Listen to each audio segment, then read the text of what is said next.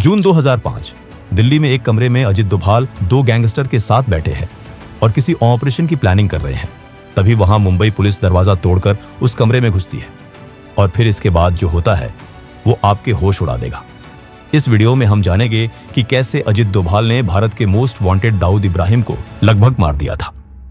मुंबई में 1993 में हुए बम धमाके में 257 लोगों की मौत और 750 से ज्यादा लोग घायल हुए। इन धमाकों का मास्टरमाइंड था दाऊद इब्राहिम। दाऊद भारत से भाग चुका था और पाकिस्तान की खुफिया एजेंसी ISI की सुरक्षित पनाह में कराची में एक राजा की तरह रह रहा था। भारत सरकार डोजियर पाकिस्तान को सौंप रही थी, सबूत दे रही थी, लेकिन पाकिस्तान हमेशा की तरह इनकार कर रहा था। भारतीय खुफिया एजेंसियों में हताशा थी। उन्हें लग रहा था कि कूटनीति और कागजी कार्रवाई से दाऊद को वापस लाना नामुमकिन है। और इसी हताशा और गुस्से के बीच एक आदमी था जो मानता था कि लोहे को लोहे से ही काटा जा सकता है।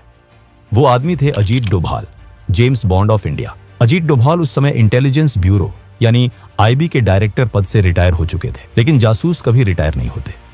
डोभाल साहब का करियर ही कुछ ऐसा रहा था कि वे लकीर के फकीर नहीं थे। 1988 में ऑपरेशन ब्लैक थंडर के दौरान रिक्शा वाला बनकर खुद मंदिर के पास घूमना हो, या मिजोरम में उग्रवादी नेता लालडेंगा के कमांडरों को अपनी बातों से ही तोड़कर भारत के पक्ष में करना हो, डोभाल ने हमेशा आउट ऑफ द बॉक्स सोचा। अजीत डोभाल काफी लंबे समय से दाऊद को पकड़ने के प्लान बना रहे थे। अपने सीक्रेट सर्विस के दौरान वो पाकिस्तान में काफी लंबे वक्त तक रहकर आए थे। उन्हें दाऊद के बारे में काफी कुछ पता था। कई बार उन्होंने दाऊद को पकड़ने के लिए प्लान बनाया, लेकिन होम मिनिस्ट्री से उन्हें अप्रूवल नहीं मिला, क्योंकि विदेशी जमीन पर जाकर ऑपरेशन करना सरकार को भारी पड़ सकता था। 2005 में रिटायरमेंट के बाद भी वे सिक्योरिटी सिस्टम में एक्टिव थे। उन्हें मालूम था कि दाऊद इब्राहिम पाकिस्तान में ISI के किले में सुरक्षित है। वहां घुसना आसान नहीं है, लेकिन हर अपराधी, चाहे वो कितना भी बड़ा क्यों ना हो, कभी ना कभी एक गलती करता है। और दाऊद की कमजोरी थी उसका परिवार। तभी 2005 की गर्मियों में भारतीय खुफिया एजेंसियों के हाथ एक बहुत बड़ी जानकारी लगी। ये वो गोल्डन चांस था जिसका इंतजार 1993 से किया जा रहा था। खबर पक्की थी कि दाऊद इब्राहिम की बेटी माहरूख की शादी पाकिस्तान के पूर्व क्रिकेट कप्तान जावेद मियांदाद के बेटे जुनैद से तय हो गई है। शादी मक्का में होने वाला था, लेकिन असली खेल दुबई में होने वाला था। 23 जुलाई 2005 को दुबई के आलिशान ग्रैंड हयात होटल में रिसेप्शन रखा गया था। खुफिया इनपुट ये कह रहे थे कि दाऊद, जो अपनी बेटी से बेहद प्यार करता है, इस शादी में शामिल होने के लिए अपने बिल से बाहर जरूर निकलेगा। दुनिया की नजरों में वो एक भगोड़ा था, लेकिन अंडरवर्ल्ड में अपनी साख बनाए रखने के लिए उसे वहां मौजूद रहना ही था।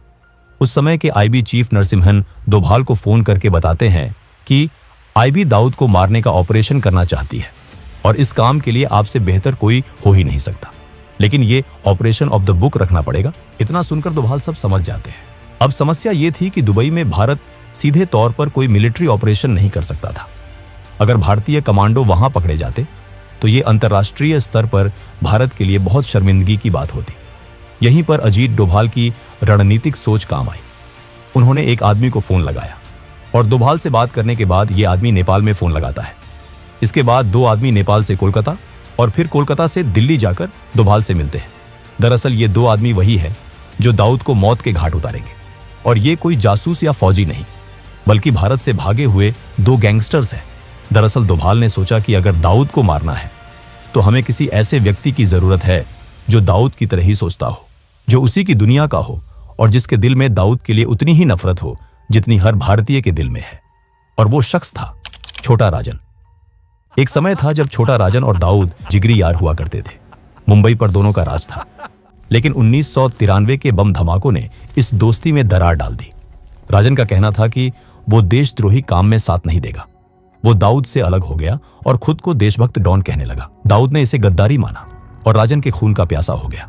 साल 2000 में बैंकॉक में दाऊद के शूटरों ने राजन पर जानलेवा हमला किया था। पिज्जा डिलीवरी बॉय बनकर आए शूटरों ने हॉस्पिटल में एडमिट राजन को गोलियों से छलनी कर दिया था, लेकिन राजन किसी तरह खिड़की से कूदकर भाग निकला। उस दिन के बाद से राजन सिर्फ एक ही मकसद के लिए जी रहा था, दाऊद की मौत। डोभाल जानते थे कि दुश्मन का दुश्मन दोस्त होता है। प्लान तैयार किया गया। ये एक ऐसा कोवर्ट ऑपरेशन था जिसकी भनक सरकार के भी बहुत कम लोगों को थी। तय ये हुआ कि दाऊद को मारने के लिए छोटा राजन के सबसे बेहतरीन शार्प शूटरों का इस्तेमाल किया जाएगा।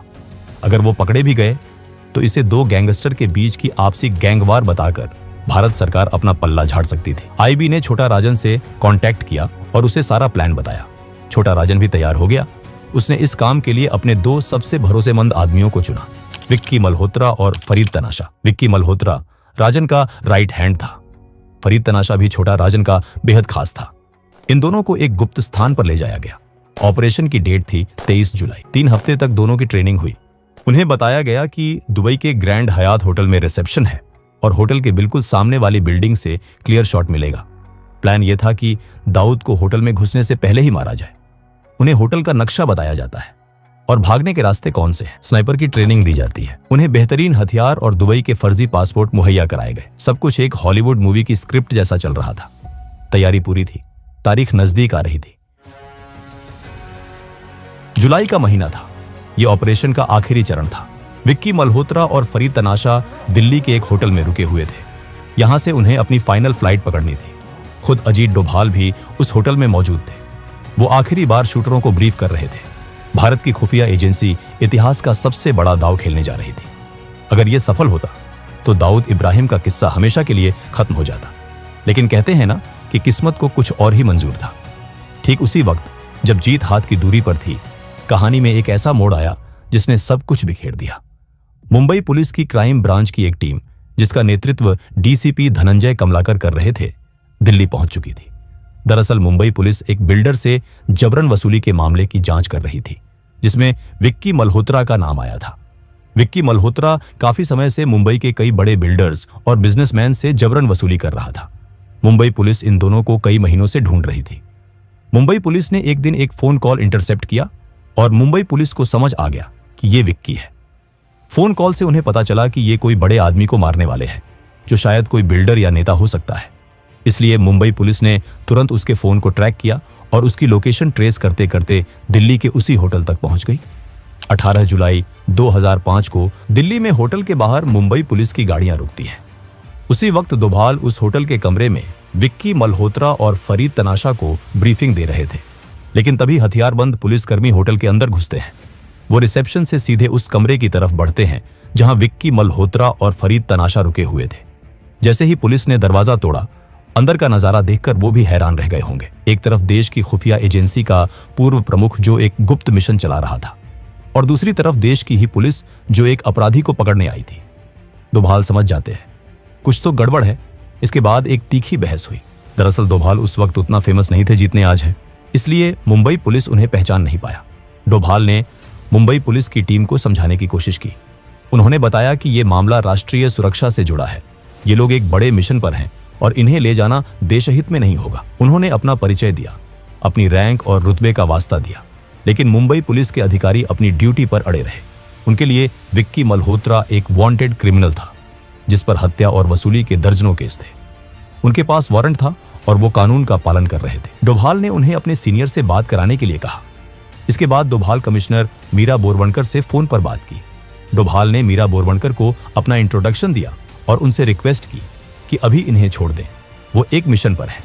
इसके बाद मीरा बोरवणकर ने मुंबई में आईबी के एक बहुत बड़े ऑफिसर को कॉल किया और उनसे पूछा कि क्या इस तरह का कोई ऑपरेशन चल रहा है। लेकिन उस ऑफिसर ने इसे डिनाई कर दिया, क्योंकि यह काफी सीक्रेट ऑपरेशन था और उन्हें इसके बारे में कुछ पता नहीं था। इसके बाद मीरा बोरवणकर ने अजीत डोभाल से कॉल पर बात की और कहा कि वो विक्की मल्होत्रा और फरीद तनाशा को नहीं छोड़ सकती। इसके बाद अजीत डोभाल और मीरा बोरवणकर के बीच कहासुनी हुई। आखिरकार मुंबई पुलिस ने डोभाल की बात नहीं मानी। उन्होंने विक्की मल्होत्रा और फरीद तनाशा को गिरफ्तार कर लिया। उनके पास से जो नक्शे, दस्तावेज और हथियार मिले, उन्हें जब्त कर लिया गया। उन्हें हथकड़ी लगाकर जीप में बिठाया गया और दिल्ली एयरपोर्ट की तरफ ले जाया गया ताकि उन्हें मुंबई ले जाया जा सके। जैसे ही वे होटल से निकले, ऑपरेशन दाऊद वहीं दम तोड़ गया। वो योजना जिस पर महीनों से काम हो रहा था, वो मौका जो 12 साल बाद आया था, वो सब कुछ एक ही झटके में मिट्टी में मिल गया। इस घटना के बाद 2 तरह की थ्योरी सामने आई। पहली थ्योरी कमिश्नर मीरा बोरवणकर देती है, वो ये है कि उन्हें सच में इस ऑपरेशन की कोई जानकारी नहीं थी, लेकिन पूर्व गृह सचिव आर.के. सिंह ने एक इंटरव्यू में बम फोड़ दिया। उन्होंने कहा कि मुंबई पुलिस के कुछ अधिकारी दाऊद इब्राहिम के पेरोल पर थे। ये एक बहुत बड़ा आरोप था कि भारत की खाकी वर्दी में छिपे गद्दारों ने भारत के सबसे बड़े दुश्मन को बचा लिया। वही अजीत डोभाल से जब इस बारे में पूछा गया कि क्या ऐसा कुछ ऑपरेशन हुआ था, तो उन्होंने साफ इनकार कर दिया। उन्होंने कहा, मैं तो उस दिन अपने घर पर फुटबॉल मैच देख रहा था। खैर, सच्चाई चाहे जो भी हो, गलती हो या गद्दारी, परिणाम एक ही था। 23 जुलाई 2005 की शाम दुबई के ग्रैंड हयात में रिसेप्शन हुआ। मेहमान आए, दावत हुई। दाऊद वहां आया था, लेकिन बहुत ही गुप्त तरीके से।